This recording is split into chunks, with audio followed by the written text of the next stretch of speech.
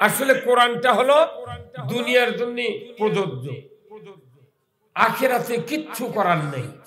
কবরে, হাসরে, মিজানে 1 কোটি বার সুবহানাল্লাহ বললে একটাও সওয়াব নেই। কথা বল। তাহলে দুনিয়াতে কোরআন মানতে হবে। এই কোরআনের প্রথম আয়াতটা কি বলেন তো? প্রথম আয়াতটা হলো ইকরা বিইসমি রাব্বিকাল্লাযী খলাক। পড়ুন মুহাম্মদ সৃষ্টিকর্তা রবের নামে। আল্লাহু আকবার। আল্লাহ নিজে বলছেন মুহাম্মদ পড়ুন, জিবরাইল দিয়ে বলাইছেন মুহাম্মদ পড়ুন সৃষ্টিকর্তা রবের নামে। আল্লাহ রাসূল যখন এটা শুনলেন তখন বললেন আনা উম্মি, আমার আক্ষরিক জ্ঞান নাই, আমি পড়তে পারি না। আবার জিবরাইল বললেন ইকরা বিইসমি রাব্বিকাল্লাযী খলাক।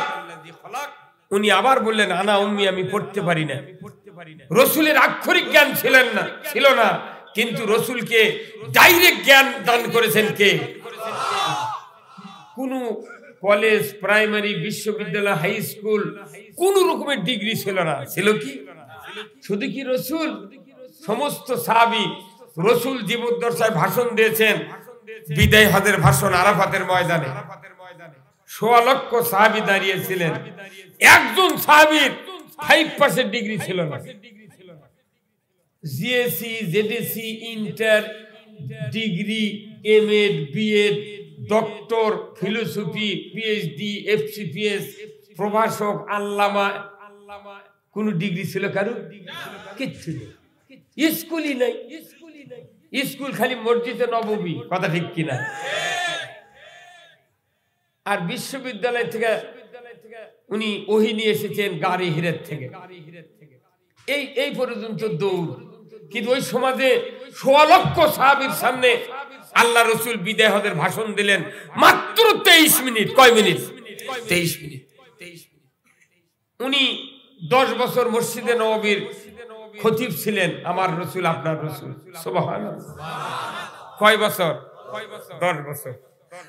10 বছর খতিবগিরি করে যে মানুষ তৈরি করলেন, যে মানুষটা রাসূলের কাল্লা কাটতে গেল উমর, সেই মানুষটা 10 বছর রাসূলের পেছনে নামাজ পড়ে বক্তব্য শুনে অর্ধেকটা পৃথিবীর রাজত্ব চালানোর যোগ্যতা পেল। এই কতক্ষণ? আর আমার দেশে 70 বছর মসজিদের ইমামের পাশে লাখ লাখ লোক নামাজ পড়ি। কি ভাই? লাল ভাই কতক্ষণ? লাখ লাখ লোক ইমামের পাশে নামাজ পড়ি। হাজার হাজার জাকের, হাজার হাজার তবলিগ, হাজার হাজার বিভিন্ন রাজনৈতিক দলের নেতারা নামাজ পড়ি।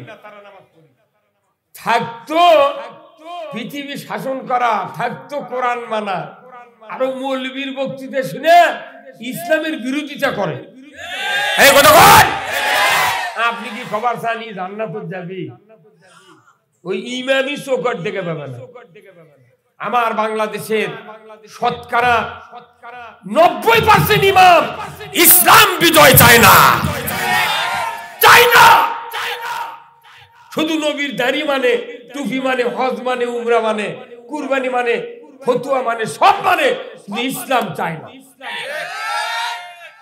এখন যদি আমি আপনাদেরকে বলি ভাই বলেন তো ইসলাম অর্থ কি, তাহলে আপনারা কি বলবেন? কি কথা মনে পিএইচডি করে যাচ্ছে।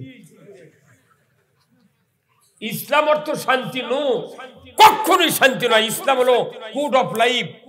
ইসলাম is the complete code of life. Islam হতো মানবতার জন্য একটা সার্বজনীন, সবচেয়ে দামি, মূল্যবান একটা জীবন ব্যবস্থা, যেটা আল্লাহ আরবিতে বলেছেন ইন্না দীনা ইনদাল্লাহিল ইসলাম। জোরে করে আল্লাহু আকবার। আল্লাহর কাছে যে জীবন ব্যবস্থা পছন্দনীয়, আজও বাংলাদেশে আমাদের কাছে সেই জীবন ব্যবস্থা পছন্দ নয়। টুপিদারি জুব্বা দেখলে এগুলো মিশে। তুমি ইসলামী মানো না, তোমার দাড়ি দিয়ে লাভ কি? তুমি ইসলামী মানো না, তোমার হজ করে লাভ কি?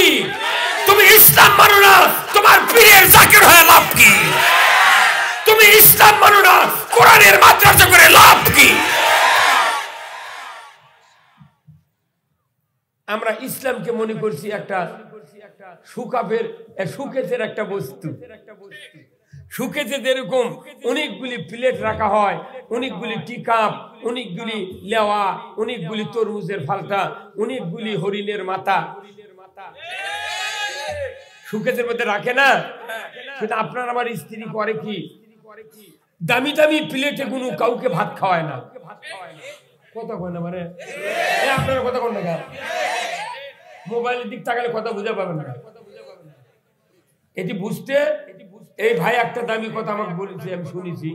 ভাই যে একটা কথা কছে যে হাফেজদেরকে হাফেজ করে পাগড়ি দিয়ে ক্ষান্ত নয়, তাদের সাথে লেগে থাকতে হবে যাতে তারা ভবিষ্যতে সমাজের নেতৃত্বে আসে। এই এক কথা যে আল্লাহ কবুল করে, ইনি জান্নাতে চলে যাবে, সবচেয়ে দামি কথা উনি বলেছেন। কি বলছিলাম আমি? হ্যাঁ, সবচেয়ে দামি প্লেট, দামি গ্লাস, দামি ফ্রিজ সব শোকেজের মধ্যে তুলে ধরে। এটা কিসের জন্য? যাতে মানুষ ঘরে, আবার এই শোকেজটা হচ্ছে প্রত্যেকটা ভিআইপি বাড়ির ওই যে ঘরে রাখে সেই ঘরের দরজা সোজা, যে কোনো একটা লোক আইসে ঢুকতেই যাতে শোকেজের নজর পড়ে। আর নজর পড়লেই যাতে দেখে ইন্দোনেশিয়ার প্লেট, চীনের টি কাপ। কি ভাই, কি কথা ঠিক কিনা? ওটা কোনো খাওয়ার জন্য নয়, ওটা দেখার জন্য। আমাদের বাংলাদেশ ওইরকম আছে, ইসলামের যে ব্যবস্থা সেটা সুখে তো তুলে ধরবে, ওটা কাকু দেখতে দিচ্ছে না। খালি তোমার ওই ইসলাম দেখা যাবে না, খালি তুমি সুখে তো দেখবে ওইটা ইসলাম। ইসলাম কি আল্লাহ দেখার জন্য বানাছে না পালন করার জন্য? অনেক হুজুর কয় যে আমি ওখানে দিনের খেদমতে আছি। আশ্চর্য কথা, এটা কোন ধরনের কথা? দিনের খেদমত করবেন আপনি, এত বড় যোগ্যতা? আল্লাহ দিন পাঠাছে মানুষও খেদমত করার জন্য। ইসলাম এসেছে মানুষের খেদমত করার জন্য। তুমি এত বড় বাহাদুর হয়ে গেছো, তুমি দিনের খেদমত করছো, বাপ রে বাপ। হে কথা কর, ইসলাম হলো কি? খেদমত মানুষের করবে। কিভাবে? দেশে চুরি হচ্ছে, ইসলাম চাচ্ছে চুরির একটা আইন আছে, ওয়াসারিকু ওয়াসারিকাতু ফাক্তাউ আইদাহুমা। চোর আর চুরি যদি ধরা পড়ে 5টা গ্যারান্টির পর, খাদ্য, বস্ত্র, চিকিৎসা, শিক্ষা, বাসস্থান, 5টা গ্যারান্টির পর তুমি চোরের হাত কেটে দাও।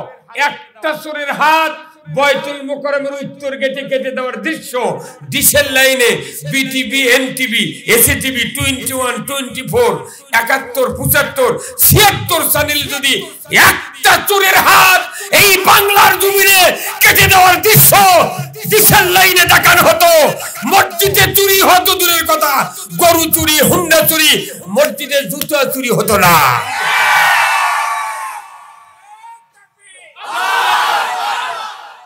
আজকে বাংলাদেশে lakh lakh police, army, BDR, lakh lakh নেতা, অথচ মসজিদে হুন্ডা বাইরে থেকে নামাজ পড়ে গেছে। এই বাংলাদেশে হুন্ডা চুরি হচ্ছে দিনের বেলা। আমাকে কচুর সাথে গলার দড়িতে মরা ভালো। ইনি জসকোটের আইনজীবী। কতক্ষণ?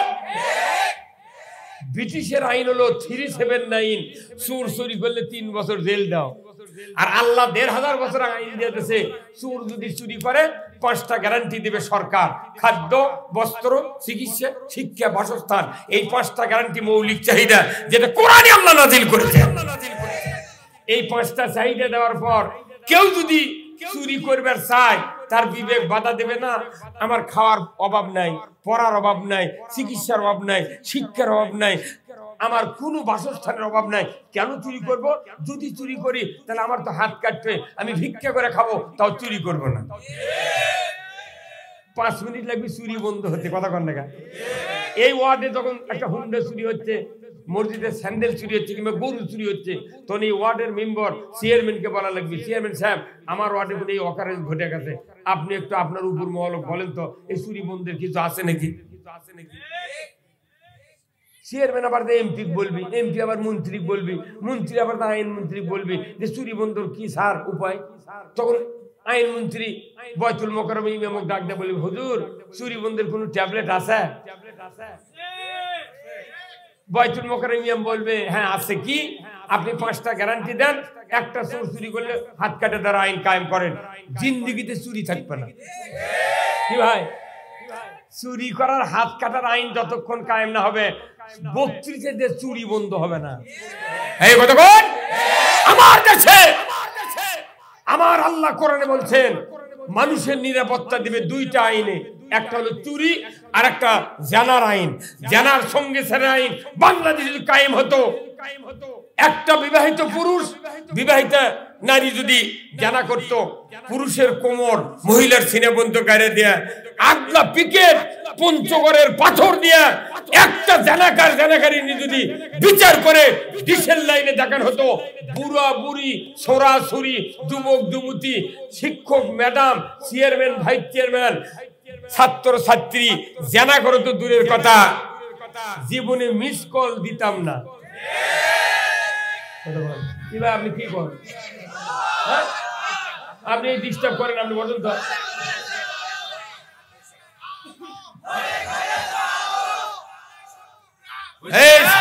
কেউ শত্রু নাই, তবে স্লোগান দেওয়া যাবে না। ইসলামের শত্রু কেউ নাই, সবচেয়ে বড় শত্রু হলো আলিমেরা। আলিমেরা মুনাজাতের সময় চোখের পানি নাকের সিকিন্দা মুখ চোখ মাকে ফেলে দেয়, আর কি কান্দন। কিন্তু ইসলাম বিজয় চায় না। ইসলাম বক্তৃতার বিষয় নয়, ইসলাম শোনার বিষয় নয়, ইসলাম কায়েমের বিষয়। আমরা বক্তৃতা বহুদিন হলে শুনেছি, লাভ হচ্ছে কিছু? বাংলাদেশে 5 কোটি মাহফিল হয়, একটা করে মাহফিলে একজন লোক ভালো হতাম।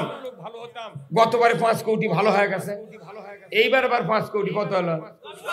আগামী বছর 5, তারপরে 5, লোক আছে 18 কোটি। 2 কোটি মুদির থেকে হাওলাত দেওয়া লাগলো। দাদা হাওলাত দিয়ে ভালো করে দিই। কত কর? একটা লোক মাহফিল করে ভালো হবে না, বক্তৃতা দিয়ে ভালো হবে না। যদি বক্তব্য দিয়ে ভালো হতো, আমার রাসূল গারে হীরার জাবালে নূর পাহাড়, গারে সুর জাবালে সুর পাহাড় আর ছাপা মারওয়া পাহাড়ের উপর বক্তৃতা দিতেন, দুনিয়ায় আল্লাহ রাসূলের রাষ্ট্রপ্রধান হওয়া লাগতো না।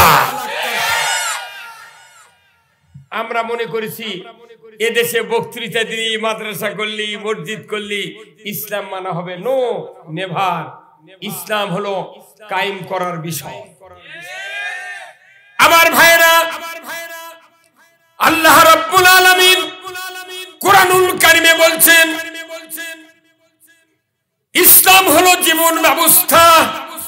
এই জীবন ব্যবস্থা বাদ দেয়া অন্য কোন জীবন ব্যবস্থা দুনিয়ার ইমানদাররা যদি তোমরা মেনে নাও, আমি আল্লাহ বলে দিচ্ছি ওই জীবন ব্যবস্থা মেনে নিয়া তার আন্ডারে যত ইবাদত করো না কেন, আমি আল্লাহ তোমাদের ইবাদত গুলি কবুল করব না। একটা ইবাদত কবুল করবে না, এটা আমি মানে বললাম। এখন আয়াত শুনেন। আমার আল্লাহ বলছেন ওয়া মাইয়াবতাগি গায়রাল ইসলামি দীনান ফালাই ইউকবালা মিনহু ওয়া হুয়া ফিল আখিরাতি মিনাল খাসিরিন। ইসলাম ছাড়া অন্য কোন জীবন ব্যবস্থা যদি মেনে নাও, তাহলে একটা ইবাদত আমি কবুল করব না। কার কথা? আমার বাংলাদেশে কি ইসলামী জীবন ব্যবস্থা আছে? নেই। ইসলামী জীবন ব্যবস্থার 4টা দফা। কয়টা দফা? 4টা দফা। ইসলামী জীবন ব্যবস্থা 4টা দফা।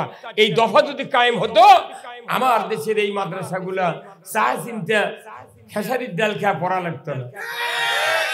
এই মাদ্রাসা হাফিজিয়া মাদ্রাসা, এখানে যারা পড়ে তাদের বাপেরা কোনো ট্যাক্স দেয়, সরকারও দেয় না। যারা পড়ায় তারাও ট্যাক্স দেয়। প্রাইমারি যারা পড়ে, সরকারি কলেজ বিশ্ববিদ্যালয়ে যারা পড়ে, যে ছাত্ররা পড়ে তার বাপেরা ট্যাক্স দেয়, যারা পড়ায় তারাও ট্যাক্স দেয়। তাহলে একই দেশে হাফিজে মাদ্রাসারা চায় চিন্তা লেখাপড়া করে, একই দেশে প্রাইমারি থেকে সরকারি যত স্কুল প্রতিষ্ঠান আছে তারা সরকারি বেতন খায়, আর হাফেজে মাদ্রাসা কত বা তোকে ডিগ্রি টিগ্রি নাই, তোরা সায়াসিন থেকে সাইছিলাও খায় কতক্ষণ খায়।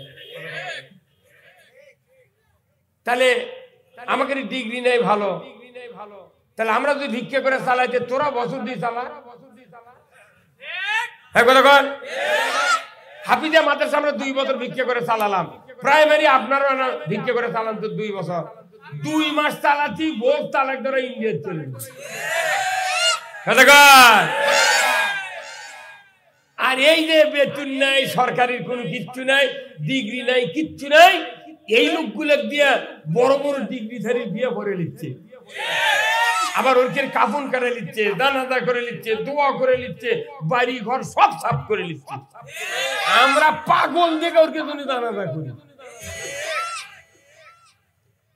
কতক্ষণ দেখা আমাকে দিয়ে মুট করে লুবু, বেতন দিচ্ছে না, ওই জন্য জানাজার সময় খালি খারাপ হয়ে থাকবেন, মুখ লড়াবেন, একটা দোয়া করবেন না, ফাটা যার বেতন যার বেতন দিতে থাকিলে এটা জানাজা করতা কথা লিখছে না।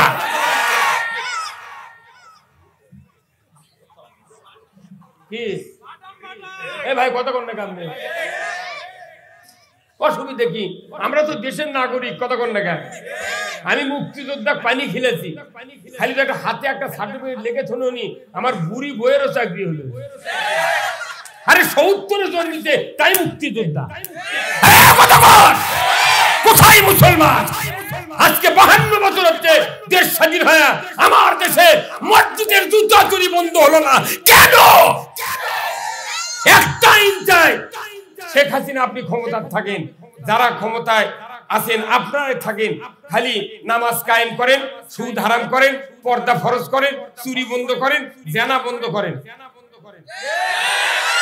আপনি 4000 বছর চালান, আমরা পিএস দিয়ে 5 টাকা শুয়ে থাকবো, আজরাইল আলে গেছে। আমরা জীবনে ক্ষমতা যাব না, আমরা করছি খালি কোরআনের আইনটা চাই। এটা কি অপরাধ? কেন কোরআনের আইন চাই?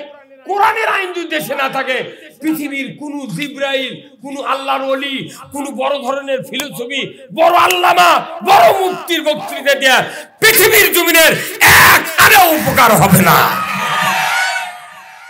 আমি আপনাদের প্রমাণ দিচ্ছি। আপনাকে নওগাঁর প্রপারে কি ভাই গ্রিলের দোকানদার আছে, আছে না? এখানে ওয়ালত আছে হলো মিটার, ওখান থেকে লাইন নিয়ে এসে এই ঝালাইয়ের মেশিনের এখানে ঢুকেছে একটা লাইন, এখান থেকে আবার 2টা লাইন বের করছে, একটা লাইন বের করে মোটা তার দেয়া 330 তার দেয়া ওই মাথাতে একটা পাতি কিংবা রড পিসে যেটা ঝালাই করে ওই বুকের উপর ফেলে দিতে হয়। কি ভাই লাল ভাই কতক্ষণ?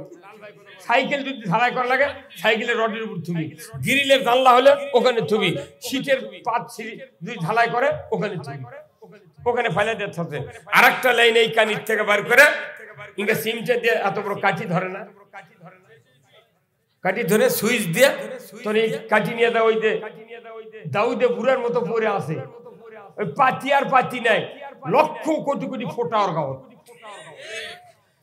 বকুর উপর ফেলে দিচ্ছে তো ভালো, ই আবার সুইচ দিয়ে ওই এই কাঠি নিয়ে দা ওই পাতির উপর 3-4টা ঠোকা মারে, তখন ওই লোয়ার রড কয় ভাই তুমি ঝালাই করবে জানলা, আমার কষ্ট দাও কে, আমার কষ্ট দাও কে? তখন বলে ভাই আমি টেস্ট করেছি লাইন আছে নাকি। যখন টেস্ট করে দেখলে হ্যাঁ ফায়ার মারতেছে, ঝালাইয়ের মতো আগুনের ফুলুঙ্গি বাড়াচ্ছে, তাহলে বোঝা যাচ্ছে লাইন ঠিক আছে, তারপরে এসে ঝালাই করে, কথা ঠিক কিনা? আচ্ছা ওই এই লাইনের নাম কি? হ্যাঁ মরদি ভাই, এই লাইনের নাম কি? আর্থিং। আর এটা হচ্ছে কারেন্টের লাইন, কথা ঠিক কিনা? আচ্ছা আর্থিং এর লাইন না বানে কিয়ামত পর্যন্ত কারেন্ট যদি ঝালাই করবে চায় একটা ফোটাও কি দিবে পারবি? এই দরকার নাই হুজুর কথা বলে এই পারবি? কেন পারবে না? আর্থিং ছাড়া ঝালাই হবে না। আমার দেশে যারা আমরা বক্তা আলিম, যারা মসজিদের ইমাম, আমাদের বক্তৃতা এই কোরআনের, এ কোরআন হলো মিটার, আল্লাহ হলেন পাওয়ার হাউস। ওই পাওয়ার থেকে কোরআন হচ্ছে, কোরআন হলো মিটার। এখান থেকে বক্তৃতা করে করে আমরা মানুষকে বুঝাচ্ছি, কিন্তু কারেন্টের লাইনে দেয়, কিন্তু আর্থিং নেই। আছে আর্থিং হলো রাষ্ট্র শক্তি। ধরিকন কি শক্তি? রাষ্ট্র শক্তি হলো আর্থিং, আর বক্তাকে বক্তৃতা হলো কারেন্টের লাইন। আমার ভাইয়েরা,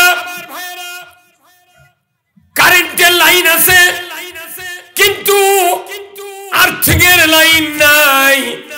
কিয়ামত পর্যন্ত সামান্য একটা ফোঁটা দেওয়ার সুযোগ নাই। আমার ভাইয়েরা, আমরা যতই বক্তব্য দিই না কেন, সুদের বিরুদ্ধে, চুরির বিরুদ্ধে, ধর্ষণের বিরুদ্ধে, অন্যায়ের বিরুদ্ধে যতই বক্তব্য দেই না কেন, যদি রাষ্ট্র শক্তি আর্থিক স্বরূপ যদি কাজ না করে, আমাদের বক্তৃতা দিয়া 4 পয়সার লাভ হবে না। আমরা সব বুঝি কিন্তু রাষ্ট্র শক্তি বুঝি না। আমার ভাইয়েরা, যত ইমাম আছেন, যত মুসল্লি আছেন, যারা জুমার দিনে নামাজ আদায় করেন, আগামীকাল শুক্রবার, কথা ঠিক কিনা? আল্লাহর ইজ্জতের কসম, আজকের মাহফিলের দ্বিতীয় মেহমান, উনি মডেল মসজিদের খতিব। আগামীকাল আপনারা ওই মসজিদে নামাজ পড়বেন, এই চকবাড়িয়া মসজিদে নামাজ আদায় করবেন। যত মুসল্লি এখানে এসেছেন সবাই যার যার মতো মসজিদে নামাজ পড়বেন। খতিব সাহেব যখন সানি খুতবা তেলাওয়াত করবেন, তখন দেখবেন বলবেন, ওয়া সুলতানু জিল্লুল্লাহি ফিল আরদি মান আহানা সুলতানাল্লাহি ফিল আরদি আহানাহুল্লাহ। প্রত্যেকটা ইমাম এই হাদিস পড়বেন, রাসূলের হাদিস। আল্লাহর নবী বলেছেন, ও পৃথিবীর মানুষ তোমরা শোনো, ন্যায়পরায়ণ শাসক আল্লাহর ছায়া সদৃশ্য। যারা ন্যায়পরায়ণ শাসক কায়েমের বিরোধিতা করবা, তারা যেন স্বয়ং আল্লাহর সাথে বিরোধিতা করলে। লাল ভাই, না কি সায়ের ধর্ম হলো গরম হতে হবে। সায়ের ধর্ম গরম। কেউ মানবে, যে কবুল করবে তিনি তো, তারই তো আমরা বিরোধিতা করছি। অতএব ওই ইবাদতগুলি কবুল হওয়ার কোনো সম্ভাবনা নাই। কবুল কেমনি হবে? এই আপনার আমার পকেটে কি দেখিচ্ছেন? এই মোবাইলে আমি কল দিলাম লাল ভাইয়ের কাছে, আমার মোবাইল বলতেছে আপনার অ্যাকাউন্টে যথেষ্ট পরিমাণ ব্যালেন্স নাই, দয়া করে রিচার্জ করুন। আমি আর জীবনে কি কল দেবো? কম্পিউটারে বলেতেছে আমি এখন মোবাইল এখন ফকির। কথা ঠিক কিনা? এই মোবাইলের যদি অর্থ থাকতো তাহলে এই কথা বলতো না। আমার ভাইয়েরা, বাংলাদেশে যত মানুষ আমরা মুনাজাত করি, এতই মুনাজাত করি, আল্লাহ রব্বানা আতিনা ফিদ দুনিয়া হাসানা ওয়া ফিল আখিরাতি হাসানা ওয়া কিনা আযাবান নার। আল্লাহ তুমি দুনিয়ার ভালাই দাও, আখিরাতের ভালাই দাও। কিন্তু প্রত্যেকটা মুনাজাতকারী বান্দার এবং বান্দির কানের কাছে মুনাজাতের সময় যদি একজন করে ফেরেশতা এসে বলতেন, আল্লাহর বান্দা বান্দি, আপনি যে ঈমান নিয়ে আল্লাহর কাছে দোয়া করছেন, আপনার ঈমানের যথেষ্ট পরিমাণ শক্তি নাই, দয়া করে ঈমান রিসার্চ করুন। সকালবেলা মসজিদের ইমাম আলেম ওলামার বাড়ির ক্লিনিকের মতো জায়গা রুগী লাইন নেয়, ঈমানদাররা থাকবে। কে ভাই এত মানুষ কেনা বলছে, হুজুর এক্ষুনি বাপের কবর মোনাজাত শুরু করছিলাম, ফেরেশতা এসে বলছে আমার ঈমানের বলে শক্তি নেই। তার ঈমানের শক্তি বাড়ানোর জন্য আপনারা কোরআন দিয়ে আমার ঈমানের রিসার্চ দেন।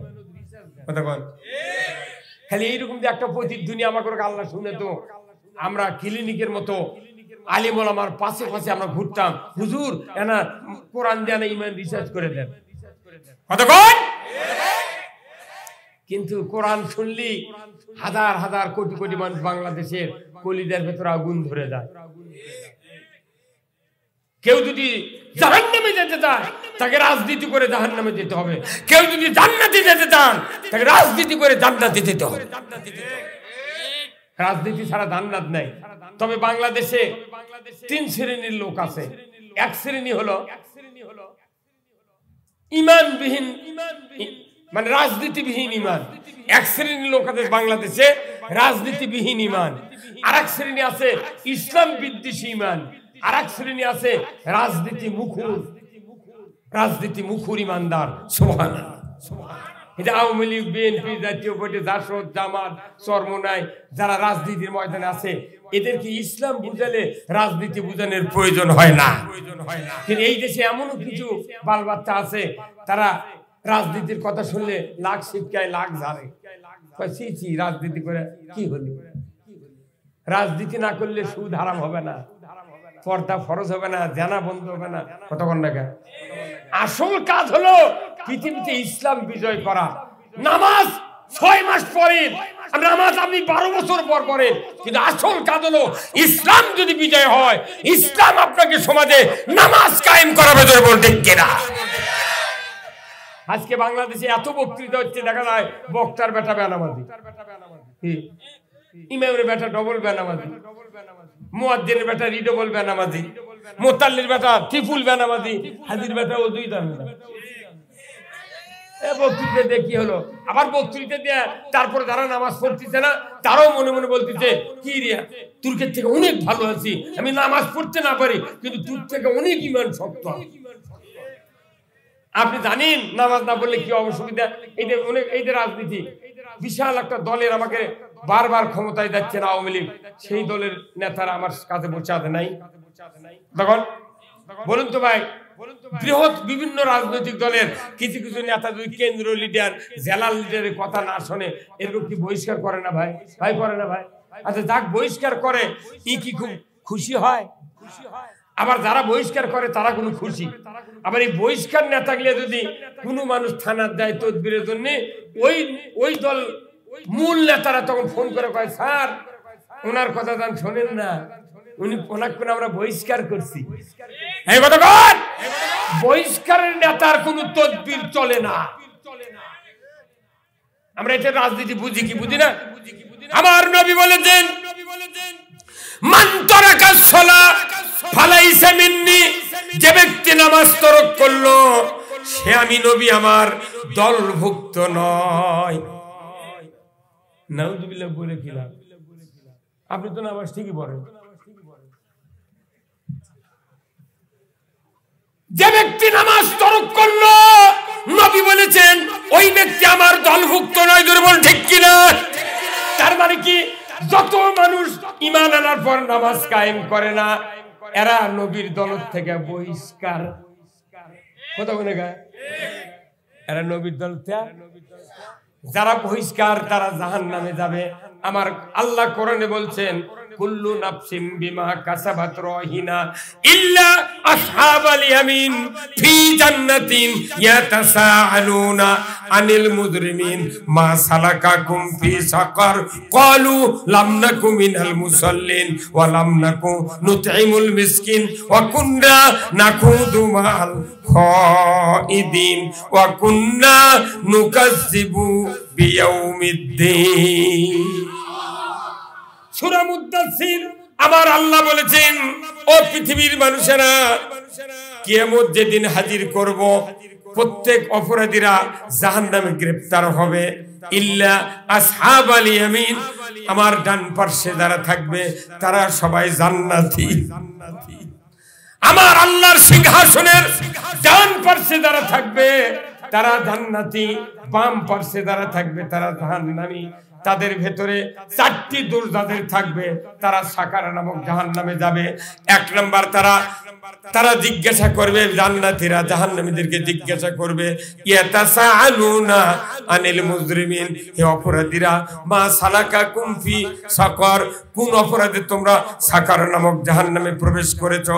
তারা বলবে, ক্বালু লাম নাকু মিনাল মুসাল্লিন, আমরা দুনিয়ায় নামাজি ছিলাম না।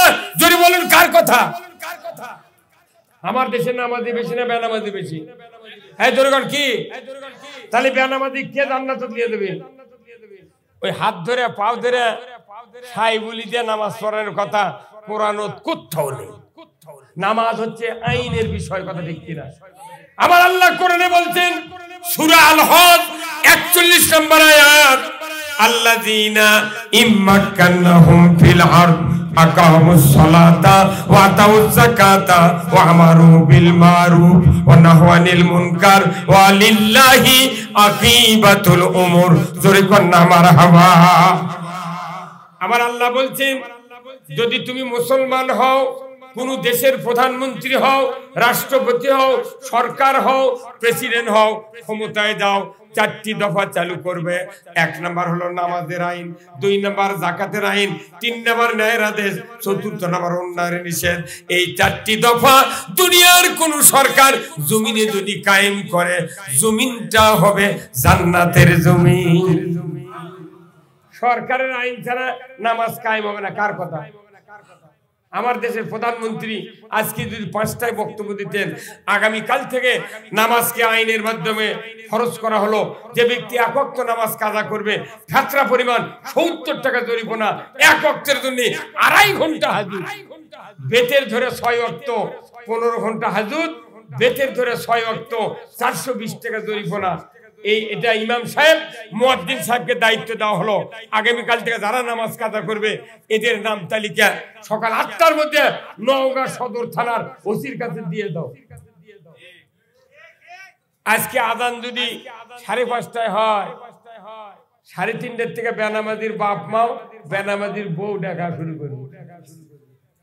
লাল ভাই কবি আব্বা ওঠেন, কথা কোন দেখা ওঠেন আব্বা, সরকার আইন করছে 14 থেকে 30, তাছাড়া 15 ঘন্টা হাজত খাটা লাগবে না, 420 টাকা জরিমানা দেওয়া লাগবে।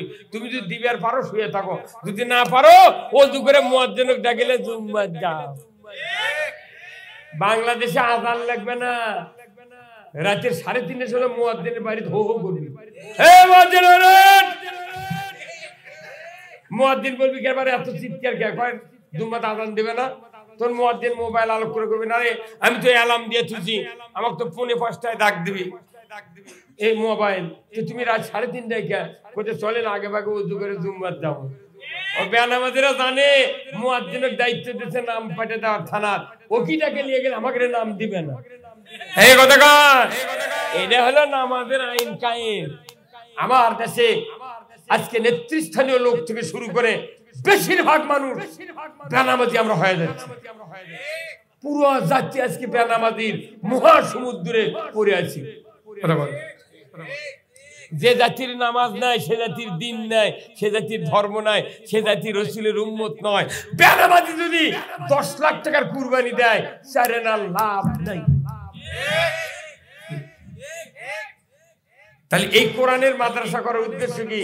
এই কোরআনের সঠিক কথা এই মাহফিলে মসজিদে তৈরি হবে, বলবে জাতি জান্নাতের পথে চলবে, কথা ঠিক কিনা? কিন্তু আমরা এখানে হাফেজ দেয়, এখানে এবার তো হাফেজে পাগড়ি দেওয়া হলো না, এখনো হয়নি না। আমি গতবারে 171 জন পাগড়ি দিছি, এইবার 168 জন হয়ে গেছে পাগড়ি দেওয়া। এই যে তাদেরকে পাগড়ি দেওয়া হয়, একটা আবেগ ঘন পরিবেশ তৈরি হয়। যারা আপনারা বসে থাকেন সামনে, পাগড়ি দেওয়া দেখে মনে মনে করেন আল্লাহ ইনকে একটা বেটা হলে কত শান্তি।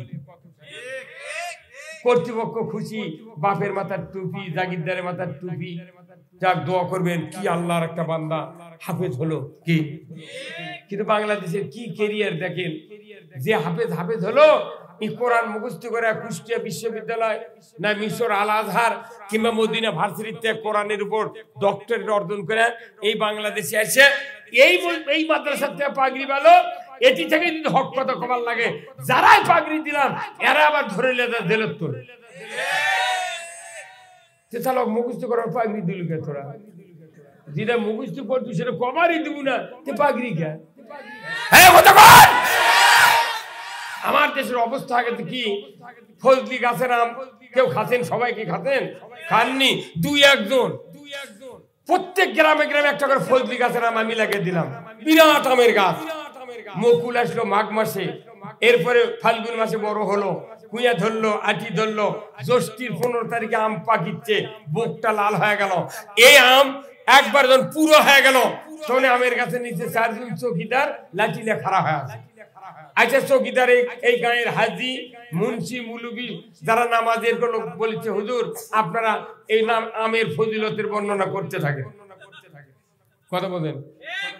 তখন আমরা বক্তৃতা দিচ্ছি, ভাইরা আমার এতদিন তো আটির গাছের আম খাইছেন, এক আমের জায়গা এক আমের মধ্যে 3 খান্তি কামড় দিলে 3 রকমের স্বাদ। আম রূপালীর এক স্বাদ, লোকনার এক স্বাদ, খিস্সাভোগের এক স্বাদ। এইবার আপনার চোখের সামনে ফজলি আম ঝুলতেছে, দেখতেছেন এই আম ওজনে 1.5 কেজি। এই আম যখন একটু পাকে লাল হয় তখন চাকু দিয়ে কেটে খালি কলিজা ঠান্ডা হয়। আম যখন নরম হয় নিচে লিক করে জুসের মতো চোষক দিলে কলিজা ঠান্ডা হয়। এই আম যে ঘরের ভিতর রাখবেন সুঘ্রাণে ভরে যাবে। জীবনে যারা আম খান নাই একটু খাওয়ার চেষ্টা করবেন, এই আম যারা খাবে মৌত পর্যন্ত মনে থাকবে। এই বক্তৃতা দেওয়ার পর ওই 4 চৌকিদার করছে, যতই বক্তৃতা শোনেন আর দেন, কিন্তু একটা আম পারে খেতে দেব না। কথা কয় না মানে একটা আম পারে খাতে, তুই পারে খাবারই দিব না, দিলে বক্তৃতা করে নিল। কথা কর কি ভাই, তুই পারেই খাবার দিব না, বক্তৃতা কর। আমার দেশে ইসলামের বক্তৃতা, সোয়াবের বক্তৃতা শুনলে কোল দেখা বেজায়, মানে এখনই তাহাজ্জুদ ধর্ম। এত বক্তৃতা, বক্তৃতার চোটে বক্তৃতা, বক্তৃতা দিতে দিতে এত বক্তব্য হচ্ছে বাংলাদেশে ইসলামের পরিচিতির উপর। বক্তৃতা দিতে দিতে মানুষের কানের ছালাপালা উঠে গেছে, বক্তারা কোটি কোটি টাকার মালিক হয়ে গেছে। বক্তৃতা আমার বিরুদ্ধে তাই আমি কোনো ভয় করি না। কি লাল ভাই, এত ইসলামের বক্তব্য দেওয়ার পরে আমার দেশে বলতেছে ইসলাম কায়েম করতে দেব না। তাহলে এই বক্তৃতাতে লাভ আছে? ইসলাম যদি কায়েম হতো আমার দেশটা জান্নাতে পরিণত হতো। পৃথিবীর মানচিত্রে 228টা রাষ্ট্র আছে, বাংলাদেশের মতো এত ভালো রাষ্ট্র পৃথিবীর কোথাও নাই। যে দেশে জমির আলে গামছা পরে কিশোর ছয় 1 ঘন্টা ঘুম পারে, দুনিয়ার কোন রোদের চেতনা তার চোখে লাগে না। আজকে আমরা দুর্ভাগ্য যে কোরআন আছে অথচ কোরআনের আইন মানতে পারছি না। আমরা ব্রিটিশের আইন মানছি, কথা ঠিক কিনা? ব্রিটিশ চলে গেছে 266 বছর আগে ব্রিটিশের দেশে ভারতবর্ষে ক্ষমতা ছিল। ব্রিটিশ চলে গেছে পাকিস্তানের 24 বছর আর বাংলাদেশের 53 বছর। এর আগে ব্রিটিশ চলে গেছে, আজও ব্রিটিশের আইন আমরা মানতেছি। তার মানে কি ব্রিটিশ চলে গেল, আইন আমরা মানছি। তার মানে কি ব্রিটিশের আইনে দেশ চলার কারণে সুদ বন্ধ হচ্ছে না, চুরি বন্ধ হচ্ছে না, জানা বন্ধ হচ্ছে না। আমরা ইমানদাররা যদি কোরআনের আইন মানতাম আমার বাংলাদেশে কোনো দুর্নীতি, আল্লাহ বিরোধী কার্যকলাপ হতে পারত না। এই বাংলাদেশে কোরআনের আইন চালু হোক। কারা কারা চান দুহাত তুলে দেখান। লিল্লাহে তাকবীর, নারায়ে তাকবীর। আল কোরআনের আলো কোথায়? ঘরে ঘরে কে কোথায়? খবরদার, এই কোরআন সংবিধান এটা দেশ চালানোর কিতাব, এটা দেশ চালানোর কিতাব। আল্লাহ কোরআনে বলছেন হালাল বাইয়া হারামার রিবা, ব্যবসা হালাল সুদ হারাম। অথচ ব্যবসা হালাল আমরা থইনি, সিসি লোন, বিভিন্ন কিস্তির লোন লিয়ে লিয়ে ব্যবসাও শেষ। আর সুদ হারাম করেছেন কে? সেই হারাম কি বাংলাদেশে চলে কি চলে না? এমন কোন গ্রাম নেই 15.5 লোক কিস্তির সাথে জড়িত নেই। কয় শাক ভাত খাবো না, গোস্ত খা স্বামীর কথা শুনবো না, ভাঙ্গা করে থাকবো না, ঝড় বাদল মানবো না, কিস্তি দেওয়া বন্ধ করবো না, যায়ান থাকিতে সাহেবের ডিউটি কোনদিন অমান্য করবো না। আমার দেশে ইমামরা আমরা নামাজ পড়াই, একটা দিন মসজিদ কেউ খোলো না কোন ইমাম যে ভাই কে কে সুদের সাথে লেনদেন, হাত তোলেন তো কেউ কয়। আপনি মনে করছেন হাসির তামসা, এই কোরআন শরীফে একটা নেকি করলে একটা সওয়াব, একটা নেকি করলে 10টা সওয়াব, একটা অপরাধ করলে 70টা অপরাধের পরিমাণ অপরাধ। সেটাই হলো সুদ। সুদ রাসূল বলছেন কেউ যদি সুদ খায়, সুদ দেয়, 70টা অপরাধ। 1 নম্বর অপরাধ আল্লাহ রাসূলের সাথে যুদ্ধ ঘোষণা করা। 70 নম্বর অপরাধ হলো নিজের মাকে বিয়ে করা। এই মাঝখানে 68 আছে। এদেশে সুদ হারাম করেছেন আল্লাহ, তারপরে সুদ চলে। আল্লাহ ডাইরেক্ট 144 ধারা জারি করে বললেন, হে আমার বান্দা ঈমানদার যারা, তাদেরকে আমি বলে দিলাম, ইয়া আইয়ুহাল্লাযিনা আমানু লা তাকুলুর রিবা, ঈমানদাররা সুদ খায় না। ঈমানদাররা সুদ খায় না মানে কি? সুদ খাওয়ার পর ঈমান আর থাকে না। এখানে অনেক লোক আছেন, একটা অশিক্ষিত লোক যদি আমার এখানে বসে থাকে, সেই লোক যদি ওযু করে মসজিদে নামাজ পড়তে যাচ্ছে, কিন্তু সাবরা কোমর একটু সাবরা স্যান্ডেলটা হাতত নিতে পিছনের রাস্তা দিয়ে বাতাস বাড়াছে, শব্দ হয়নি, গন্ধও বাড়ায়নি। এই মূর্খ মানুষ হলো ই কি ওই অবস্থা আবার জুম্মাত যাবে? কি করবে? আবার উজু করবে। তুমি যার কাছে থেকে উজু করে উঠে যাচ্ছে ওই লোক বলেছে, ভাই তুমি না এক্ষুনি গেলে আবার আলে গিয়া কোথায় সমস্যা। একটা মূর্খ মানুষ জানে যে উজু করে যদি বাইশ সরে উজু কি প্রমাণ নেবেন? আবার উজু করে বাইশ সারলে উজু থাকে না। রোজা থেকে দুপুর বেলা ভাত খেলে রোজা থাকে। কেউ নামাজে শুরু করেছে, সূরা ফাতিহার পর যদি আমার ছেলে বলে, আব্বা উত্তর পাড়ার মোজাম্মেল আমাকে একটা গরু খরচ নিয়ে যাচ্ছে, আমি যদি আমাদের মধ্যে থেকে বলি, বাবা মোজাম্মেল কেন দেরি করবে, আমি নামাজ পড়ে বাড়াই, এই নামাজ থাকবে, এই ভাই কতক্ষণ নামাজ থাকবে? তাহলে আপনি ওযু ভঙ্গের কারণ জানলেন, নামাজ ভঙ্গের কারণ জানলেন, রোজা ভঙ্গের কারণ জানলেন। ঈমান কবে ভেঙে গেছে? নওগাঁর নদী পার হয়ে আত্রাই নদী, আত্রাই থেকে পদ্মাত গেছে ঈমান। তুই এখন তুই মধ্যে ঘুরতিস। সুদ হারাম করছে আল্লাহ। যখনই আমরা ব্যবহার করব ঈমান থাকবে না, ঈমান থাকতে পারে না। কতক্ষণ আল্লাহ কতগুলো ইবাদত খালি ঈমানদারের জন্য বলছেন। রোজা কার উপর ফরজ? কোন? হ্যাঁ, সবার উপর। কয় বছর বয়সে? সবার উপর। হ্যাঁ, ঈমানদারের আল্লাহ বলছেন, ইয়া আইয়ুহাল্লাযিনা আমানু কুতিবা আলাইকুমুস সিয়াম, ঈমানদারের উপর রোজা ফরজ। কথা ঠিক কিনা? ঈমানদারের উপর সুদ খাওয়া নিষেধ করছেন। কিছু কিছু ইবাদত আছে ঈমানদার ছাড়া কাউকে আল্লাহ বলেন নাই। আমরা মনে করছি এই দেশে গরিব মানুষ কিস্তির টাকা নেয়, ওরা মরে মরুক, আমরা ধনী দিন মুখ বাঁচিয়ে দেবো না। গরিবের কিস্তির জন্য গরিবের দোষী নয়, দোষী হলো রাষ্ট্র শক্তি আর হলো ধনী ধনী মানুষ। আমি বক্তা, এই ভাই ভাইস চেয়ারম্যান, উনি নেতা, এনারা করছেন ওরা মরে মরুক, কিন্তু আমাকে বিলও কোনো কারেন্টের বিল মাঝে মধ্যে বাকি পড়েনি লাল ভাই। হ্যাঁ, যখন কারেন্টের বিল বাকি পড়ে ওই বিলত লেখা আছে মোট বিল 3000, বিলম্ব সহ 3060। ওনার স্ত্রী যদি শোনে যে বিল দেয়নি, পরের দিনই কয়, নইমের বাপ বিল দেননি, ফাইন দেওয়া লাগবে। দেয় ইংলিশ মারে ফাইন। ফাইন মানে কি? জরিমানা। জরিমানা মানে হলো সুদ। তাহলে আমরা কারেন্টের বিল দিয়ে তো সুদ দিলাম। উনি কি করছে, আমার জমা জমি আছে সব ভালো, আমার বিল বাকি পড়ে না, ধান বেচবো দিয়ে দেবো, কিন্তু যার 40 বিঘা জমি এর কোনো খাজনা বাকি পড়ছে 20 বছরে। কাছারির যখন দিবের দেয় আগে কয় সুদ দেন, সুদ দিয়া তারপরে খাজনা। কতক্ষণ? আবার যারা বড় বড় কোটি কোটি টাকার ব্যবসা করছে, হার্ডওয়ার্সের দোকান করছে, কমপক্ষে 500 কোটি, বড় বড় শিল্পপতিরা 500 কোটি, 1000 কোটি, কেউ 500 লাখ, কেউ হয়তো আমরা 40 লাখ 50 লাখ করে সিসি লোন করছে, এরা ব্যবসা করছে। কতক্ষণ না? তাহলে এইভাবে সুদভিত্তিক অর্থনীতি লেনদেন করে একটা জাতি বাঁচার উপায় নাই। আল্লাহ নিষেধ করছে সুদ খাবে না, সেটা যদি ইমানদার খায় কোনদিন আল্লাহর মতের পক্ষের কাজ হলো না। আমার দেশ ইমানদারের দেশ। খালি সরকার যদি সুদ হারাম করে, পর্দা ফরজ করে, এই দেশের মানুষ মরবি জান্নাতের জন্য। কথা বল না? আমরা যাচ্ছি না, এই সরকারই কায়েম করুক। এই সরকার একটা মন্ত্রী আছে, নাম হলো ওবায়দুল কাদের। নাম শুনছেন আপনারা? সবচেয়ে পরিচিত মন্ত্রী। এই লোকটাকে আল্লাহ বাঁচিয়েছে খালি রাস্তা করার জন্য।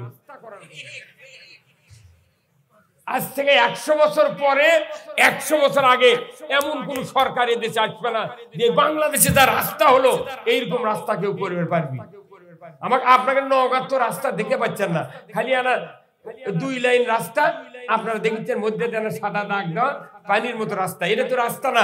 রাস্তা দেখলে আপনার টাঙ্গাইল থেকে রংপুর পর্যন্ত যাওয়া লাগে। বগুড়া গেলে মনে হচ্ছে বগুড়া কোন লন্ডন।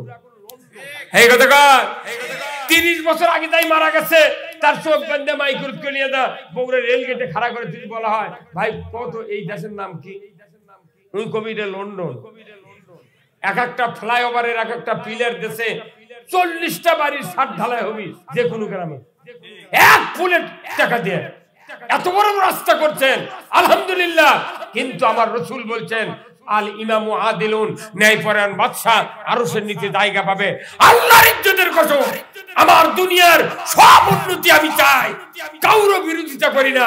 খালি যদি 4টা দফা বাংলাদেশে কায়েম হতো, 1 নাম্বার নামাজের আইন, 2 নাম্বার যাকাতের আইন, 3 নাম্বার ন্যায়ের আদেশ, 4র্থ নাম্বার অন্যায়ের নিষেধ, এই 4টা দফা যদি বাংলাদেশে কায়েম হতো, এই সরকারকে কায়েম রাখতে যারা চেষ্টা চরিত্র করে আমরা ক্ষমতায় টিকে রেখেছি, আমরা সহ অফিসার সহ পুলিশ বাহিনী বিডিআর আর্মি সহ কিয়ামতের দিন আরশের নিচে জায়গা পাইতাম।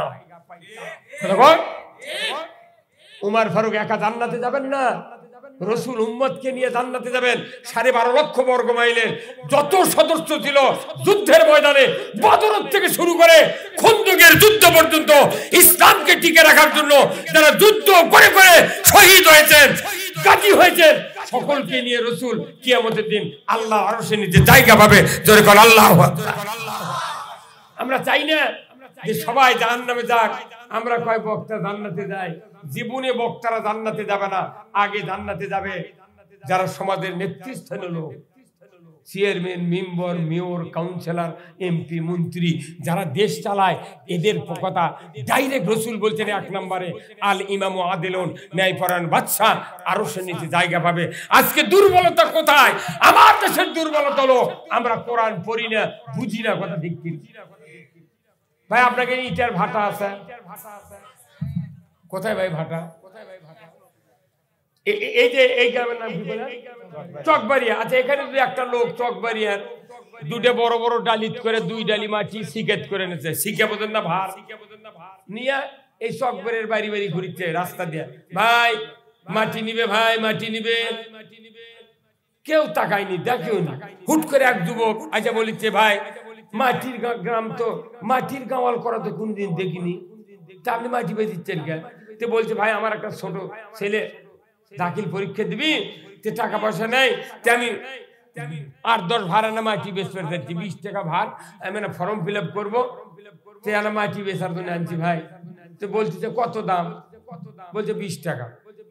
তখন ওই যুবক বলেছে, ভাই আমার ঘরের মধ্যে মাটি, আগ্নেয়াত মাটি, খোলাত মাটি, জমিত মাটি, মাটি লাগে আমি খুলে নিয়ে চলে আসবো, তোমার মাটি আমি কিনে পারবো না। এক অক্টারে দেশে তখন এখানে যে ইটার ভাটা নাই, ওই ভাটার মালিকের কাছে বলতেছে, ভাই আমার খুব টাকার অভাব, ভাই আমার একটা ছেলে দাখিল পরীক্ষা দিবি, কি ম্যাট্রিক পরীক্ষা দিবি, এনে 1 ভার মাটি আনা কিনে নেন ভাই। আমি গোটা গ্রাম ঘুরছি, চকবাড়িয়া, কেউ নেয়নি ভাই। তখন ওই লোকটা ওই মাটিওয়ালার চেহারার দিক না থেকে ওই 2 ভার মাটির দিকে তাকাচ্ছে, মাটির দিকে। কারণ কি? ওই মাটি দেখতেছে পরীক্ষা করে 1 ভার মাটি দিয়ে কয়টা ইটা হবে, কত কোনে গা। ওই ভাটার মালিক চিন্তা করতে, যে মাটি আনিছে এই মাটি দিয়ে কম 30টা ইটা হবে, তাহলে 30টা ইটা হলে 1 ইটার দাম 12 টাকা, তাহলে 30 ইটার দাম 360 টাকা। তখন বলছে, ভাই তুমি তাহলে কয় টাকা দাম নেবে? বলছে, ভাই আমি গ্রামত বলছি 20 টাকা করে, যে ভাই তোমাকে 30 টাকা দেবো। গ্রামের মানুষ মাটির দাম বোঝেনি, ফেরত দেশে। আর ভাটাওয়ালা 20 টাকার জিনিস কয় টাকা দিলে না? কারণ কি? ওই মাটির দাম বুঝিছে, ওই মাটির দাম বুঝিছে। আমরা কোরআন পড়ি, কোরআন মানার চেষ্টা করি, কিন্তু কোরআনের দাম বুঝি না। সেই জন্য কোরআন ঘরের মধ্যে পৌঁছে লাল হয়ে যাচ্ছে, জুম্মাত লাল হয়ে যাচ্ছে। কোরআন কায়েম করলে চুরি হবে না। আওয়ামী লীগ, বিএনপি, জাতীয় পার্টি, যত লোক আছে বাংলাদেশে, হিন্দু মুসলমান, কারো অসুবিধা হবে না। কি কথা ঠিক কিনা? যদি জানা বন্ধ হয় কারোর অসুবিধা হবে না, নামাজ কায়েম হয় সবার সুবিধা, কথা ঠিক কিনা? একজন নামাজি সন্তান যদি খালি বাপের কবর পাশ দেখে হাত তুলে দোয়া করে, রব্বির হামহুমা কামা রব্বায়ানি সগীরা, আমার রাসূল বলছেন ওই পিতামাতার কবরের আযাব 40 বছরের জন্য আল্লাহ মাফ করে দেয়। জোরে বল আল্লাহু আকবার। শুধু নামাজি সন্তান। এখন আসুন কল্যাণকর নেক সন্তান কাকে বলে? এই যে মাদ্রাসা, আমার রাসূল বলছেন ইজা মাতাল ইনসানু ইনকাতান হুয়া বালু ইল্লা মিন সালাসাতিন ইল্লা মিন সাদাকাতিন জারিয়াতিন আও ইলমুহু ইয়ানদু বিহিন নাস আও ওয়ালাদুন সালিহ ইয়াদু লাহু। জোরে কন্না সুবহানাল্লাহ। আমার নবী বলেছেন মানুষ মরে যাবে, সমস্ত আমল বন্ধ হয়ে যাবে, মাত্র 3টা আমল জারি থাকবে। 1 নম্বর সদকায়ে জারিয়া, মসজিদ মাদ্রাসা স্কুল কলেজ রাস্তাঘাট টিউবওয়েল পুকুর পুষ্কুন্নি যত জনহিতকর কার্যকলাপ দুনিয়ার কোন মানুষ তৈরি করে মরে যাবে, আমার আল্লাহর নবী বলেছেন কিয়ামত পর্যন্ত ওই ভালো কাজের সওয়াব তার আমলনামায় আল্লাহ তাআলা লিখে দিবে। 2 নাম্বার এলেম, কোরআনের জ্ঞান পড়ে এবং বক্তৃতা শুনে যারা অর্জন করবে এই কোরআনের জ্ঞান যদি কাউকে পরিবেশন করে পৌঁছায়া দেয়, ওই মানুষ আরেকজনক দিল, এইভাবে কিয়ামত পর্যন্ত দেওয়ার কথাই নেই। কোথায় মুসলমান, কোথায়? আজকে এই জাতির দুর্ভাগ্য। সরকারি অফিসারদের বয়স বাড়ে, বেতন বাড়ে, কি 32 বছর চাকরি করে গ্র্যাচুইটি পেনশন 1 কোটি টাকা পায়। ওই যতদিন বাঁচবি হাফ বেতন পাবি, মরবি আর বউ বেতন পায়, ওই 75 বছরের হাড্ডি বেতন পায়, ন্যাংরা বেটা থাকলে তাইও তুলে তুলে আর ইমামের বয়স বাড়ে, বক্তার বয়স বাড়ে, কয় হুজুর আপনার দাঁত পড়ে গেছে, কথা বোঝা যায় না, আর দান আসেন না, কথা কন। আমি মুসলমানের অনুধাবন করার বিষয়, এই যে হাফিজ গুলোর কত দাম। আমার রাসূল বলছেন একটা হাফেজ সন্তান যদি আপনি কোরআন পড়তে পারে, মৃত্যুর সময় নির্ঘাত সে যদি মুত্তাকি হয়, নামাজি হয়, আল্লাহওয়ালা হয়, সেই লোক নির্ঘাত ঈমানের মৃত্যুতে মৃত্যুবরণ করবে। জোরে বল আল্লাহু আকবার। এইরকম সন্তান প্রত্যেক ঘরে ঘরে আগেই তৈরি করা লাগবে, কথা ঠিক কিনা? এই যে বর্তমান প্রধানমন্ত্রী জননেত্রী শেখ হাসিনা, এই সরকার ছাড়া কোন সরকার থানায় থানায় ফায়ার সার্ভিসের অফিস কেউ করেনি, করছে মডেল পরে থাক, আগে ফায়ার সার্ভিস করি। ফায়ার সার্ভিসের অফিস এই সরকার ছাড়া কেউ করেনি, খালি জেলা প্রপারে ছিল, কিন্তু এখন উপজেলা আগুন লাগানোর দমকল বাহিনী, কথা কর। আচ্ছা এই সকালবেলা উঠে দমকলের অফিসাররা করে কি জানেন? গোসল করে ভাত টাত খায় দমকলত পানি তোলে আর ওই তেল তুলে ইঞ্জিনত ওই চাবি নিয়ে পোশাক গাওতে লোক করে বসে আছে, ওটি টুপি, ফোন আসতে দেরি, চালু হতে দেরি নয়। আচ্ছা এই সরকার যদি আগুন লাগার পর অফিস তৈরি করতেন, অফিসার নিয়োগ দিতেন, তাহলে একাধ ইউনিয়ন পুড়ে গেল। আপনি দমকলের বাহিনীর মতো ইমানলে মরার জন্য একটা দমকলের অফিসারের মতো একটা আজরাইল আসানের সহিত জান কবজ করবে, আপনি ইমানের সহিত মরবেন। শয়তান তারানের একটা ফায়ার সার্ভিসের একটা অফিসার বাড়ির তৈরি করে ধুয়ে মরা লাগবে, কিন্তু আপনি তো তা করিচ্ছেন না। বাপ বেনামাজি, বেটারা অনামাজি, তাহলে 2 গ্রুপ কি? বাপ বেনামাজি, বেটা অনামাজি, তাহলে কি 2 গুণ কি সমান নয়? অনামাজি যেটা বেনামাজি সেটা কি ভাই লাল ভাই? এখন বাপ বেনামাজি মরে গেছে, 4 বেটা অনামাজি, এরা জানাজার দ্বার আছে, বিরাট মুক্তি, বিরাট যুক্তিবাদী আলেম জানাজার দ্বার আছে। এখন ওই 4 বেটা মনে মনে করছে যে মর্দক জানাজার ইমামতি দিছি, আমার বাপ জান্নাত গেছে, এ করে ঘাটা ধরেছি। আল্লাহ তো জিবরাইল কয় তুই যে মাথা ঠিক আছে?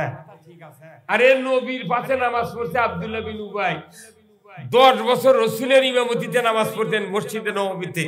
রসুলের জুব্বা দিয়ে কাফন, রসুল নিজে জানাজার ইমাম, রসুল নিজে কবরত নামানোর পর দোয়া করছেন। আল্লাহ বলছেন সূরা তওবার 80 নম্বর আয়াতে 70 মাররাতান, 70 বার যদি দোয়া করেন হুজুর আব্দুল্লাহ বিন উবাইকে ক্ষমা করব না। কারণ কি? এর সব ভালো, কিন্তু কোরআন বিজয় চাইনি। এই কথা কর, যেগুলা মানুষ মরিচ্ছে যদি কোরআন বিজয় না চায় থাকে, নবীও জানাজা করলে ওর দোয়া করে কবুল হবে না। তাহলে আমাদের যে কোনো মানুষ হোক কোরআন বিজয় চেতে হবে।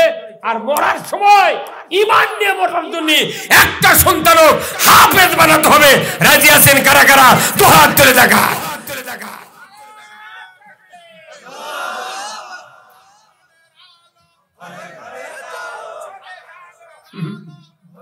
দুর্বল দুর্বল। শোনেন, আপনি যদি একটা সন্তানক বানাতে না পারেন, আপনার সন্তান বড় হতে থাক, সন্তানের সন্তানক বানাতে হবে।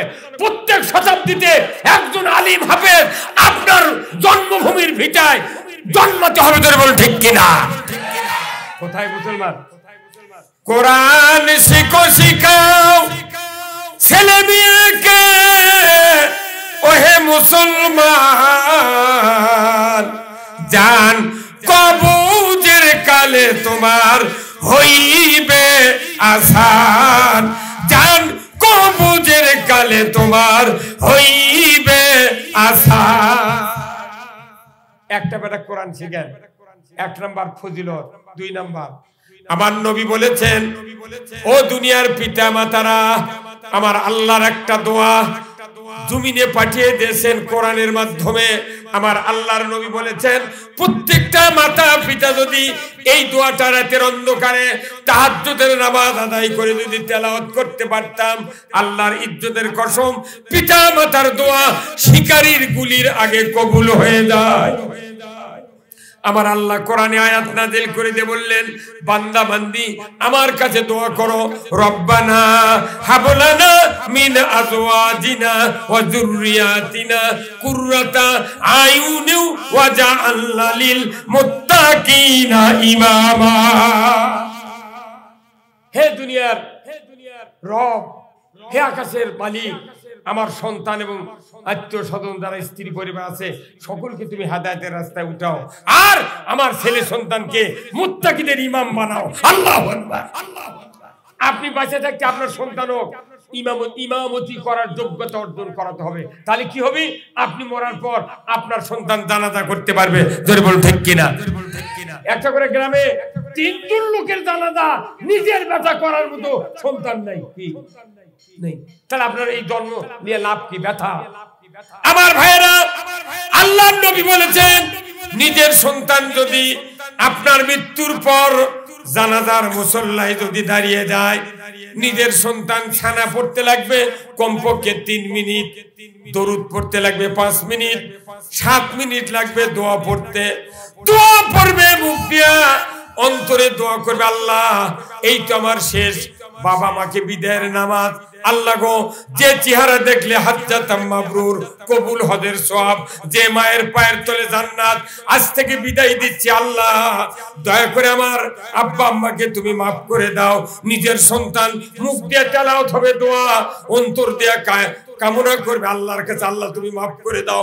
একটা নিজের সন্তানের যদি চোখের এক ফোঁটা পানি মাছির মাথার মতো যদি নাকের ডগার দিতে গড়িয়ে গড়িয়ে আসতে থাকে, নবীজি বলেছেন, নেক সন্তান ওই হাফেজ সন্তান আলেম বেটার চোখের পানি দুনিয়ার সমস্ত সম্পদের চেয়ে আল্লাহর কাছে দামি।